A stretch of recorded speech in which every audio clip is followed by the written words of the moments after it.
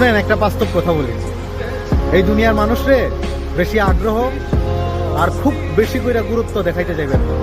যখনই কাউকে আপনি গুরুত্ব দেখাবেন, আগ্রহ বেশি করে দেখাবেন, তখনই আসলে সে আপনাকে সস্তা ভাবা শুরু করবে।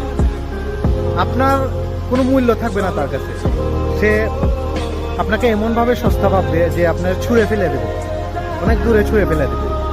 সো মানুষের গুরুত্ব দেখাইতে দেবেন না, খুব বেশি করে আগ্রহ দেখাইতে দেবেন, বুঝছেন?